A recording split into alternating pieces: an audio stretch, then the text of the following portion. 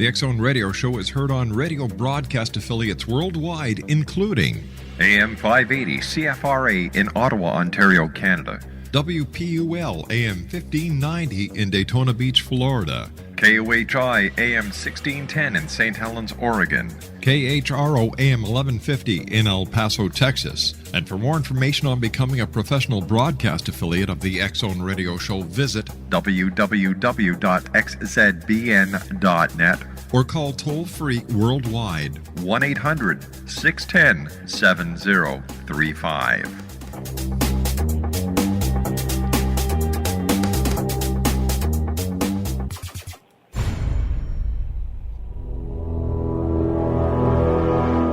The X Zone radio and TV show is largely an opinion talk show. All opinions, comments, or statements of fact expressed by Rob McConnell's guests are strictly their own and are not to be construed as those of the X Zone radio and TV show or in any manner endorsed by Rob McConnell, Relmar McConnell Media Company, Talkstar Radio Network, its affiliated stations, or employees.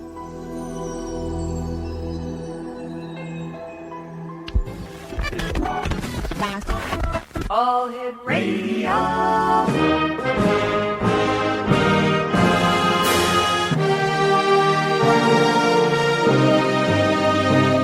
Welcome to the X Zone, a place where fact is fiction and fiction is reality.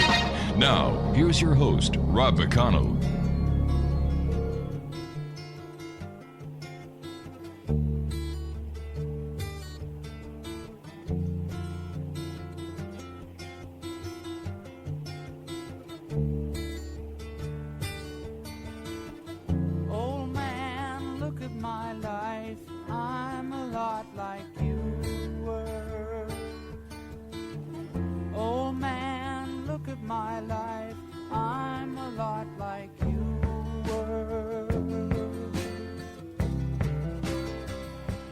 Welcome back to the X Zone, everyone. Jeffrey Wands is my special guest this hour. We're going to be talking to Jeffrey about Knock and the Door Will Open, 6 Keys to Mastering the Art of Living. Jeffrey is the author of Another Door Opens and The Psychic in You. He appears frequently on national television, including Extreme Makeover, Home Edition, Today's Show, Maury, and A&E's Mediums. We see dead people, in addition to hosting his own weekly radio program, Psychic Sunday, on Long Island's WALK 97.5 FM.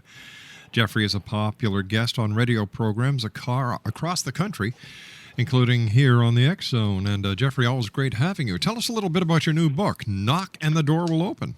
I mean, basically, this is a lot more offbeat for me. It's more about having people or helping people be able to change their life, and I kind of break it down into 6 keys. And one of my favorite keys is, the soulmate section, because doing radio all the time, I get people that call up, they're like, I met my soulmate, and it ends up not being their soulmate, it ends up being their cellmate, of course. So yeah. It's a whole different element, but I kind of give people some working stuff to work with to what you are able to connect with your soulmate. And I tell people it doesn't always have to be in a love way. It could be a best friend that's a soulmate. It isn't always, in that capacity, I married my soulmate, I found my soulmate. Soulmates can be a best friend, they could be a son, they could be a daughter, so it could be on that level.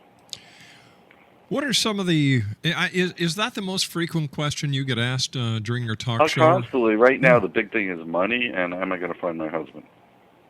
Well, if he's... So what are they saying? How am I going to find the guy who has a lot of money, or how am I going to find the money, then the guy? Usually it's more like, how do I find the guy? And I tell people it's intention. And my belief system is what you put out, you receive. So if you put out negative energy, you're going to keep finding patterns in your life where you keep repeating things. And it becomes, a very dominant factor. And I tell people, I've had stuff, perfect example of this with the soulmate thing. I had a young lady come to me, and her mom never liked anyone she dated. So she finally found somebody, her mother had passed away, and she was hemming and hawing about marrying the guy because she was worried, his mom from the other side going to like him, love him, or whatever. And I was very blunt with her. I'm like, look, your mother never liked anybody because of the fact that your mom controlled you when she was here, and you're going to throw your whole marriage away because you're worried if your mom likes him or not. Especially now that she's passed and gone to the other side. Exactly, and those are all things that I've come across with different patterns with people where they have such a hard time releasing this and letting this go and being able to move ahead. Jeffrey, stand by. You and I have to take a 2-minute commercial break. Thanks for joining us tonight. Exo Nation, Jeffrey Wan's our special guest. His new book, Knock and the Doors Will Open, 6 Keys to Mastering the Art of Living. His website is www.jeffreywands.com. That's JEFFREYWANDS.com. 1-800-610-7035, toll-free worldwide. Email exxon@exxonradiotv.com. On MSN Messenger, exxonradiotv@hotmail.com, and 2 websites to remember, www.xzoneradiotv.com and www.xzonetv.com. We'll be back on the other side of this commercial break in 2 minutes with Jeffrey Wands, talking about his brand new book, Knock on the Door. Let's try this again. Knock and the Door Will Open, 6 Keys to Mastering the Art of Living. My name's Rob McConnell. This is the X Zone. Back in 2. Don't go away.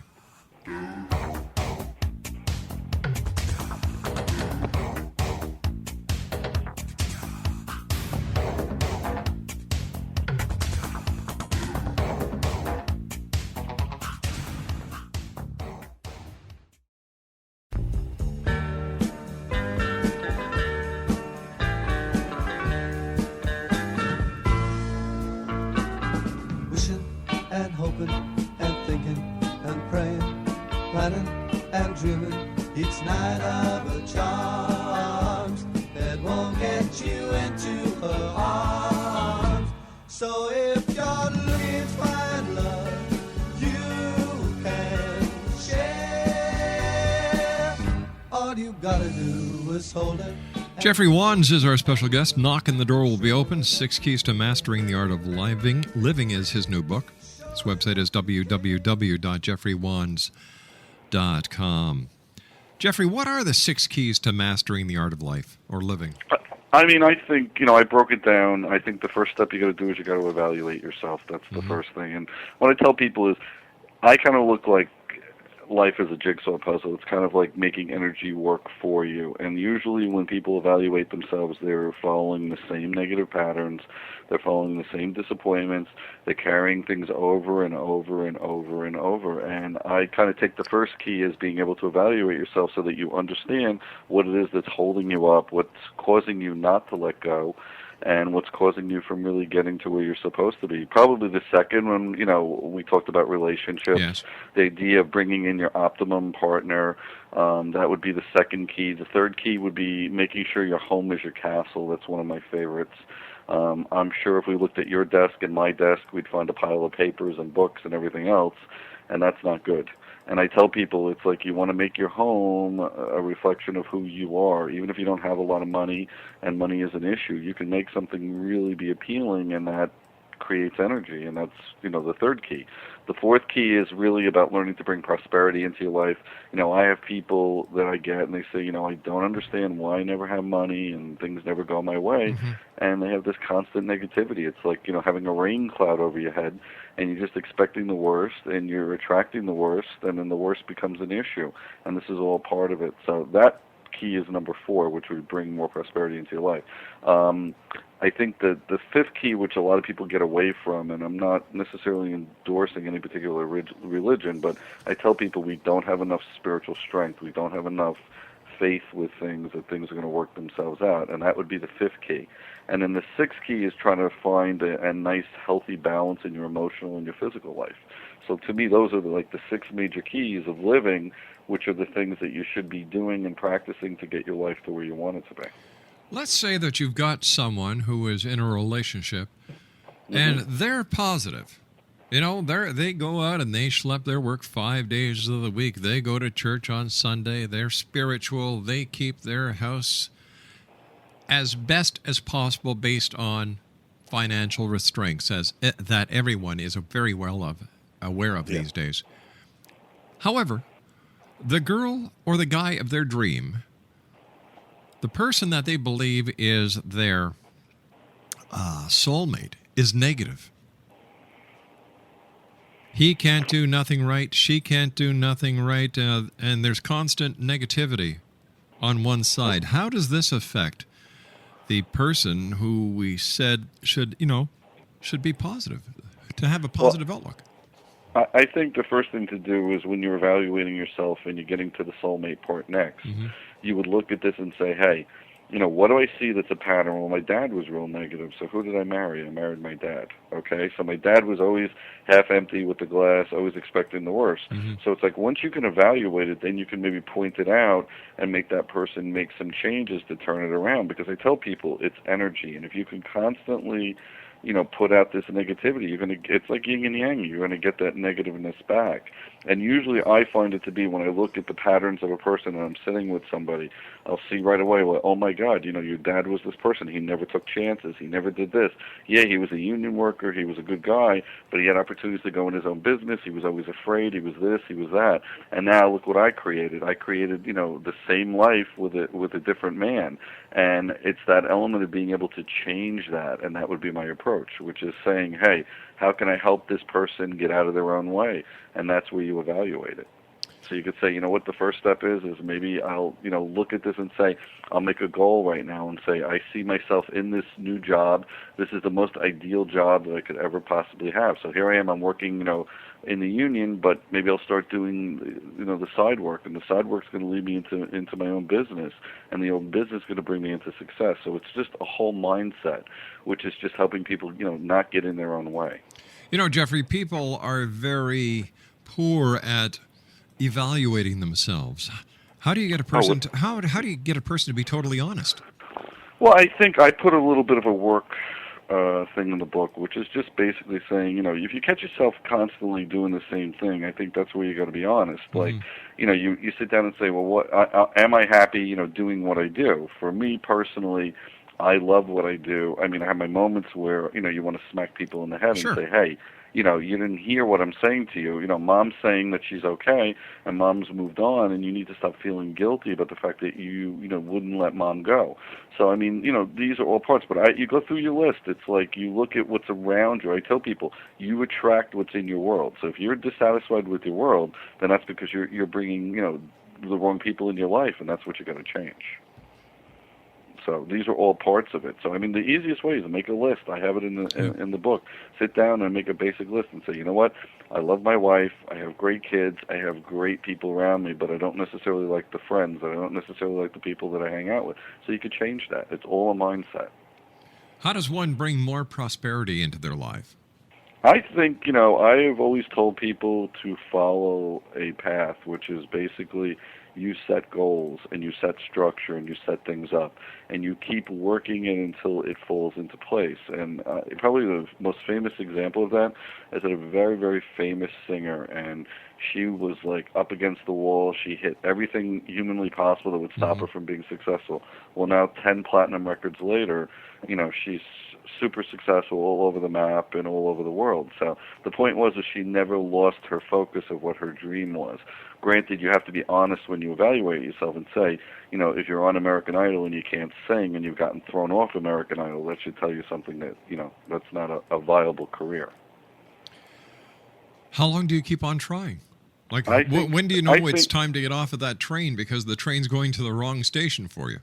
I think what you have to do, which is the first step, is being honest with yourself and saying, hey, I put myself 2 years. This is my plan. If it doesn't work out in 2 years, then I'm going to take something else on.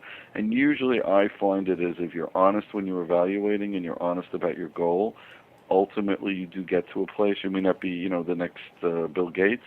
You may not be the next Donald Trump, but you do get to a place where you're very sustainable and you're very happy in what you're doing. Do you find people at times set their goals way too high? Oh, absolutely. One of the things I talk about in the book is you got to be realistic with your goal. Set high, but don't. It's like saying, I want a 20-story building. Don't set it for the Chicago Towers. That's not realistic right now. It doesn't mean it won't be realistic down the road, but first accomplish the little parts of the puzzle. Jeffrey Wands is our special guest. We're talking about Jeffrey's new book this hour, Knock and the Door Will Open, 6 Keys to Mastering the Art of Living. His website is www.jeffreywands.com. What was the hardest chapter for you to write in your book? I would say probably the emotional one. which is, being honest, because I'm probably one of the worst people when it comes to trying to balance, my work and my emotional health and everything else, because I'm such a workaholic, and I always never say no to people, and maybe that was something that I needed to look at to do, and the books kind of helped me, take a different approach to make sure that I'm in a more balanced world. So why did you decide to write this book, Jeff? I thought it was something different. It's something that I live by every day, and I thought it would be an interesting element, because people always ask me, what is it like to do what you do, and how do you live your life every day? And this is like something for me to share so that other people could do it and allow themselves to, maybe share in the riches of the way I do things. How important is it for mom and dad to spend time with the family? I think it's a major thing. I mean, I wasn't as fortunate. I never knew my dad. I grew up without a father, but I had a father role who played a very big role in my life. So I would say most definitely it helps that they're there. I mean, in this day and age, there are so many homes that have both parents working. Right. As long as you pick the time to be quality time, that's what makes the difference. It doesn't have to be 7 days a week, 24 hours a day. It has to be you picking the right times. Why does spirituality play such a big part in, mastering the art of living? I think because people ask me all the time, what is my reference point? Because I get people will come from different religions, and they're like, ooh, I don't know if I can come to you because you're the devil, or, you may be getting the information from the devil. And I tell people, like, the spirituality, we're born spiritual. You don't become spiritual. And it's just learning how to hone it and use it. And I think having the faith is like having the energy. And if you can hone the energy and make the energy work for you, then the sky's the limit. So even in the year 2010, there's still a dogma attached to people who do psychic readings and want to help people? Every time I do national TV, I do get letters from different parts of the United States where, I'm being attacked because they think this is the devil, what I'm doing. Where does the reference to the devil come in? I've yet to see it in any theological book. I don't either, but I wasn't, these are usually one-sided letters, which are bleep, bleep, bleep, and, go screw yourself. So, you're the devil, you're going to hell. So, I've yet to find it either, but I'm not an expert on religion by any means. Do you find more and more people in today's society are looking to psychic phenomenon as a possible connection with a better tomorrow? Oh, without a doubt. It's changed a lot in the 20-plus years that I've been doing it. It went from being all women to 50-50 men, from judges to lawyers to professional people. So it's definitely changed tremendously. I tell people, especially with someone like myself, you want to go to someone that someone has had some sort of personal experience with. And you got to be careful, like anything else. And I had talked about this in my first book. We're real big in New York about the gypsies, and I get people, I can't tell you, maybe 4 or 5 people a week that have gone to gypsies. And I've said, oh my God, this person told me all these things and then told me I was cursed. And if they break an egg open in the cemetery, and my great-great-grandmother was cursed, and that's why, I've never found a good, healthy relationship. And I laugh because I had this one woman, and I was like, well, maybe you think the problem is you're attracting married men all the time. That's why you're not having good relationships. So, you think that might be an issue, Rob? Jeff, stand by. Jeffrey, stand by. You and I have to take a commercial break. Yeah, you've got to love the callers, and you've got to love those people who seek the advice of people like yourself, Jeffrey, who are gifted and who go out of their way to make other people's lives that much better. Jeffrey Wands is our special guest. www.jeffreywands.com. My name is Rob McConnell. This is The X Zone. Don't go away. We'll be back on the other side of the news. You can share. All you gotta do is hold her and kiss her and love her and show her that you care. Show her that you care just for her.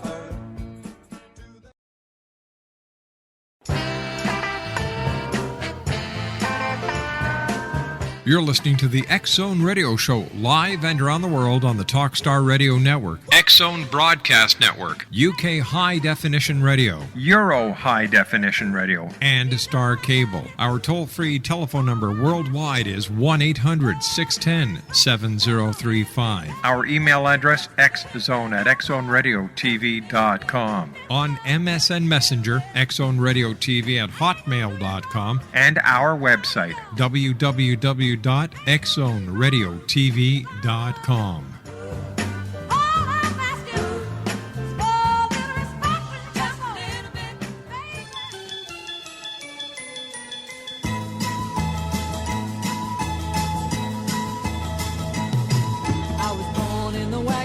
Traveling show. My mama used to dance for the money they'd throw. Papa would do whatever he could. Preach a little gospel, sell a couple bottles of Dr. Good. Gypsies, tramps, and thieves, we'd hear it from the people of the town. They'd call us gypsies, tramps, and thieves. But every night all the men would come around and lay their money down.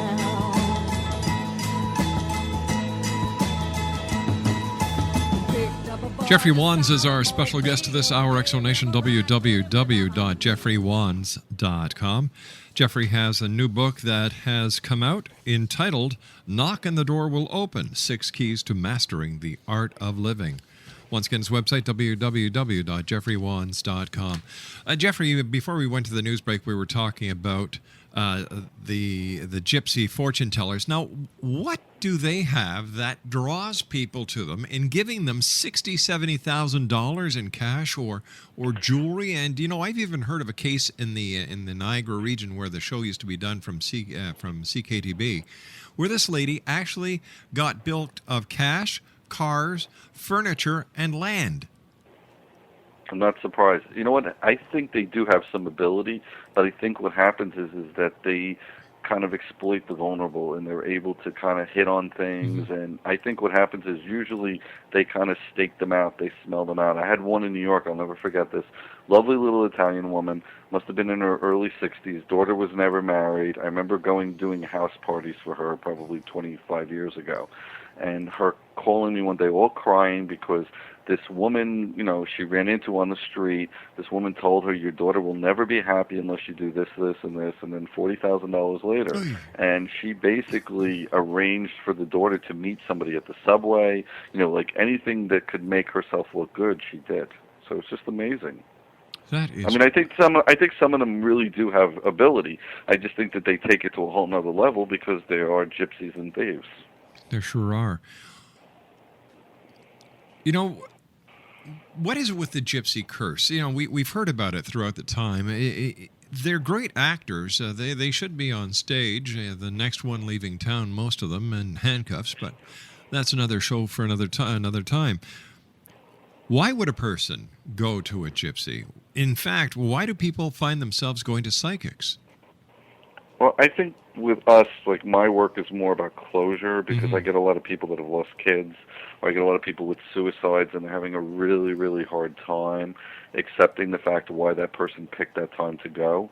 And I think more with the gypsies, it's more where that person is in such a bad state of mind and they're just looking for the answers that they want to hear, and they're going to grasp at straws and do just about anything to get to there. A lot and of that's people... why they go in that direction. You know, we used to have psychics on. We'd open up the phone lines, and you'd get the same questions. You'd get the same callers. And I know that you and I were talking that you have a 6-month no callback rule on your show. And you were saying that people try to disguise their voice, and, you know, they try these various tricks, and, you know, obviously you know who they are, and you give them the same rating. People say, am I going to find Mr. or Mrs. Right? Well, are you looking for them? Do they know you're available? You know, what are you doing? It's just like a person that would say, am I going to get that job I applied for, or am I going to get a better job? Well, have you applied for one? They expect you as a psychic to give them the magic pill that's going to make their world all better without realizing that they have to do a lot of work in order to make it happen. Agreed. They don't want the responsibility. They want to give me the responsibility. So how do you deal with this? And like somebody calls you today and then 6 months later they call you back, they ask you the same question. Do they ever challenge you on why certain things have never happened? And if so, how do you handle it? And I'm able to point out to them and say, hey, it's like what you said about the job. If you don't go looking for a job, as good as I am, how can you possibly expect to find a job? You have to put yourself in that place. You have to make that energy happen for you. I mean, if you're constantly fighting with your coworkers and you're applying for, a promotion at your job, how do you expect to get a job if you can't, politically be correct and do things in the right way? But that's kind of what I'm able to do with people. I kind of point out where their obstacles are and how to get rid of their obstacles. In hard economic times like now, are more and more people coming to you for advice or for assistance in ending these financial woes? I think they're more afraid about taking the wrong choices right now. I'll have people saying, should I buy the house? Can I afford the house? I mean, I tell people I'm not a financial planner by any means, and I'm here to try to help you find a direction. I had more people now taking chances about going into businesses and being successful because this is the right time for them to do it. So I think more of it right now is people get panicky in rough times. The end of the world is not coming. I mean, even though everybody thinks 2012 we're not going to be here, I hate to disappoint everybody. We're still going to be here. Yeah, I agree with you 110%, and I'd like to know why people believe we're not going to be here, because even the Mayans are saying, hey, we never said that. All we said it was the end of the cycle, like you people taking your calendar off the wall on January the 1st and putting a new one up. Exactly. It's just people like to hear that. I remember with 2000, the year 2000, oh my gosh, yeah, I was listening to a particular radio host, and he was telling on how the computers are going to crash and, the planes are going to fall out of the sky. Did any of that happen? Of course not. Nope, but a lot of people got suckered into buying a lot of useless stuff that they couldn't use January the 1st. You got it. So it's all part of it. Yeah, maybe some people had some little computer glitches because of the programs, but I mean, that's it. But it just amazes me, with people, the gullibility. It's like, I hold myself to a high standard, and I try to do what I can do to help you. If I can't help you, I won't sit with you. As well, a person can only be helped if they want to be helped. Without a doubt. Yeah. 1-800-610-7035, worldwide toll-free. Jeffrey Wands is our special guest. His website is www.jeffreywands.com. We're talking about Jeffrey's new book entitled Knock and the Door Will Open, 6 Keys to Mastering the Art of Living. All right, so we've got the 6 keys. How fast do people actually see a turnaround in their life? Does it depend on how hard they work, what they're going to put into it? I think in my experience is anywhere from 2 to 4 months. I mean, it's a process because you got to rework the way you think and the way you're doing things, and I think it's a whole mindset.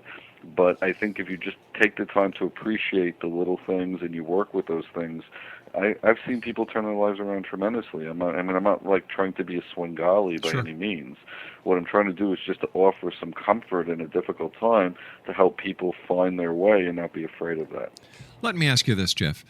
What is, in your opinion, the number one block that a person puts before themselves when trying to make or mastering a better life? The fear, which is I can't do it, I'm afraid to do it. It goes back to the self-worth. It goes back to the fact that, oh my God, I don't believe I'm ever going to get to that place. So we're already, it's like people will say, I can't. We're already put a negative out saying you can't do something instead of the fact that you're willing to try something. So that would be the biggest part of this. What are some of the little ones that you find people are able to take care of in a very short period of time and, I'll give you start a on the perfect example. road? I had a woman, phenomenal cook, has been coming to me for years. Wanted to catered all the family functions, done all the stuff, and she was like petrified of doing a catering business and offering her food to the outside world. I said, don't you think already you've done your son's wedding, you've done your, your grandchildren's baptisms, you've done your husband's birthdays, you've done all this stuff.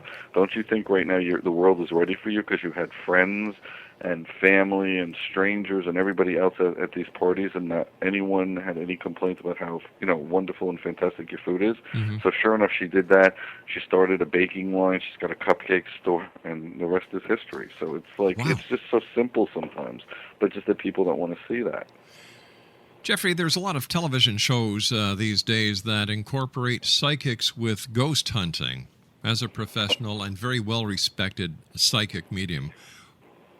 How do you find those shows? And I'm not a fan of a lot of ghost hunters, and I don't want to make this sound cryptic by any means, but I find it to be that I've done enough Maury shows. I don't really work with any particular paranormal group.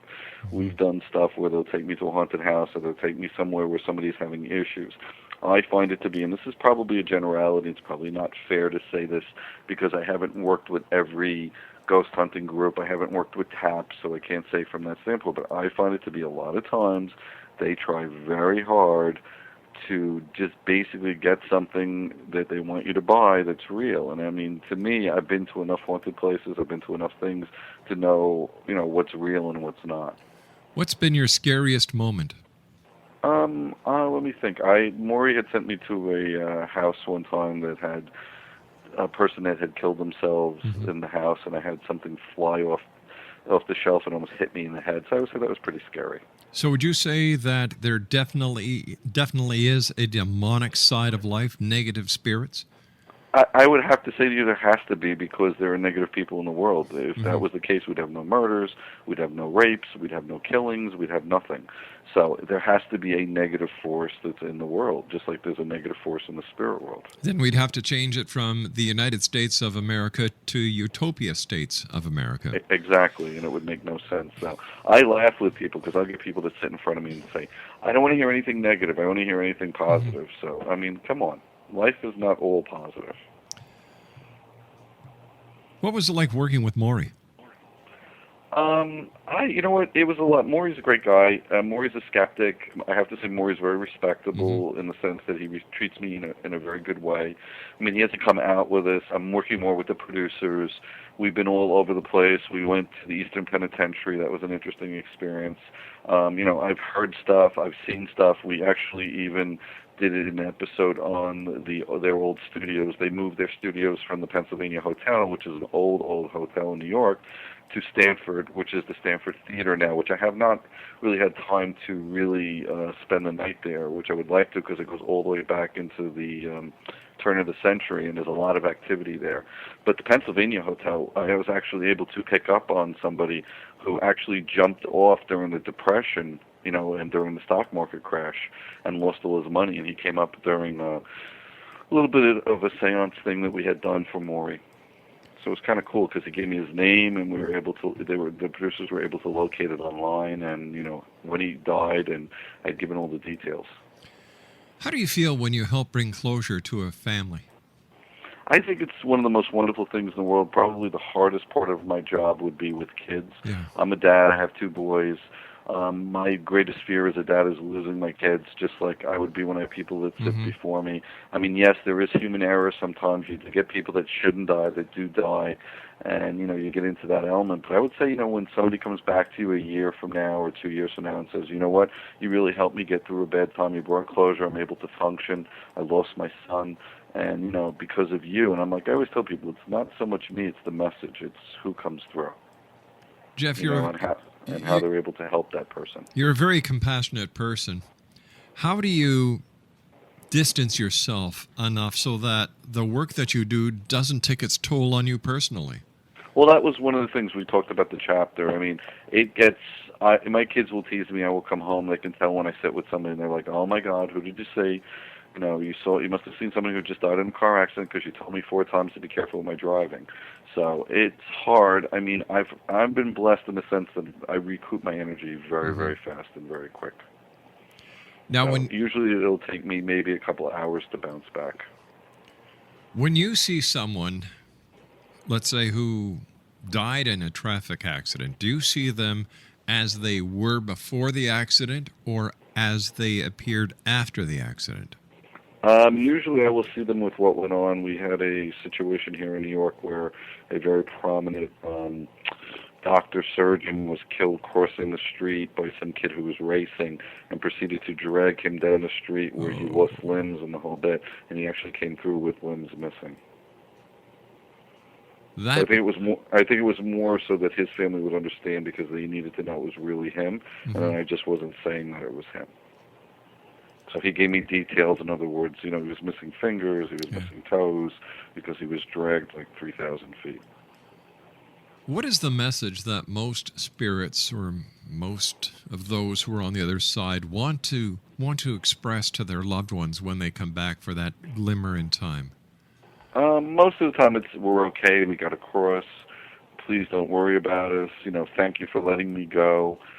It'll vary. I've had them come through and say, you know what, I don't want you to be happy. I mean, I had a woman I sat with, the husband was that miserable. And he's like, I don't want you to ever be happy again, because I want you to be miserable that you lost me. And, not everything is kumbaya. It doesn't work that way. So do you actually tell the woman that, hey, I mean, in a nice way, I'll say to her, I got to tell you, he's not willing to let go of you. He's still all pissy about dying. He's still mad. He doesn't want you to have anybody else. You belong to him. And that can get ugly. I would imagine so. We have to take our final break, Jeffrey. Please stand by. Exonation. Jeffrey Wands is our special guest. He is a renowned psychic medium. He's been on Maury, he's been on A&E, and he's got a new book, Knock and the Door Will Open, 6 Keys to Mastering the Art of Living. His website is www.jeffreywands.com, and we'll be back on the other side of this commercial break as the X Zone continues from our studios in Hamilton, Ontario, Canada. 1-800-610-7035, worldwide toll-free. Email xzone@xzoneradiotv.com. On MSN Messenger, xzoneradiotv@hotmail.com. And our website, www.xzoneradiotv.com.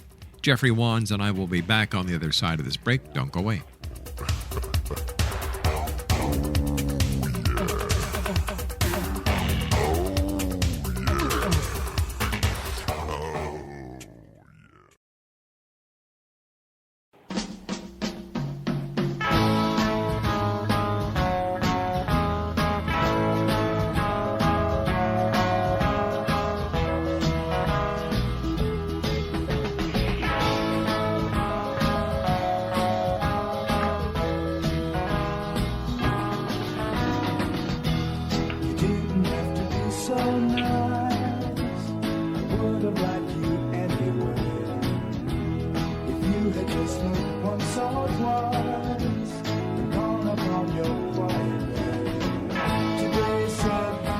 And welcome back, everyone. Jeffrey Wands is our special guest, www.jeffreywands.com. Jeffrey, as a psychic medium, has there ever been the time when you just had a hard time keeping it straight and serious with someone? That we're not talking about the people who might get under your skin, but the people who just are way out there. How do you deal with it? I mean, I'm not to pick on anybody. I had a woman one time that came and she was convinced that she was abducted, and I was just laughing. I'm like, saying to myself, you know what? You don't need to believe that. You need to go get some psychological help, because you're convinced that, the little green men have picked you up and taken you to the promised land. And, you get things like that. I mean, I can't say I don't doubt the existence of UFOs. I don't, doubt the existence of intelligent life out there. I haven't experienced it, so I'm not going to sit here and tell you I'm an expert. But, you get stuff like that. I've had other people that have come that unfortunately have had mental illness, and they are so convinced that, the government conspiracy and the government is watching them, and it's just sad. I mean, it's kind of like you laugh and then it's sad. It's two extremes. There are a lot of want-to-be psychic mediums out there these days, Jeffrey, and of course you can find tons of them on the largest septic receptacle ever created by mankind, the Internet these days. This is true. What advice do you have for people when and if they're unable to get a reading from you for one reason or another? and they decide to go somewhere else. What are some of the red flags they should watch out for? I mean, first of all, the person starts asking you questions. That's the first one. I've had people say to me, well, I went to this person, he asked me who died and who you want to reach. I mean, when I do my groups, I go directly to the individual. I don't say, hey, I'm over in this area. I go and say, I have this gentleman standing here, he's your dad, blah, blah, blah, and I go directly in that way. But, I mean, everybody works differently. I think the more important thing is I would be cautious of anyone who advertises. That would be the key. I think advertising meaning like, you see these Google ads or things like that where, it's the psychic hotlines, a minute 99 and, Madame Zola or whatever it is will answer your questions. I think you got to be careful with that stuff. Well, yeah, I forget which news network did an expose on the psychic hotlines, and the vast majority of these people who are manning the lines never had a psychic experience, and they weren't psychics. They were just people who needed a job. Agreed, and that doesn't surprise me. And unfortunately, in the times right now, I find it, especially up in the New York area, there are a lot of people that are putting their shingles out that really shouldn't be doing this. Well, Jeffrey, I'm glad you're there doing what you do, and you're one of the guys that I go to for a psychic reading. We've had a lot on the show that I'd never have back, but you, my friend, are always more than welcomed here. Well, thank you, Rob. I appreciate that. Jeffrey, let our listeners know where they can get a copy of your book and how they can contact you for a reading. Sure. If you go up to my website, it's Jeffrey Wands, and it's WANDS.com. The book is available on Amazon or Barnes & Noble, and I'm actually looking into maybe doing a little tour up in Canada, considering that I have some Canadian blood in me, so I think it's about time. Yeah, you'll have to come up here, and we'll go down to the Stony Creek ice cream store together. I would love. I'll buy, too, because right. you made me think about it. Jeffrey Wands, thanks very much for joining us. Always a great pleasure talking to you. Continued success. You too, Rob. Thank you so much. Bye-bye, Jeffrey. Jeffrey Wands has been my guest this hour, X-Zone. And once again, his website is www.jeffreywands.com. His book is entitled, Knock and the Door Will Open, 6 Keys to Mastering the Art of Living. It's available on his website or Amazon.com. I'll be back on the other side of this commercial break with the news as the X-Zone continues from our studios in beautiful Hamilton, Ontario, Canada. Don't go away.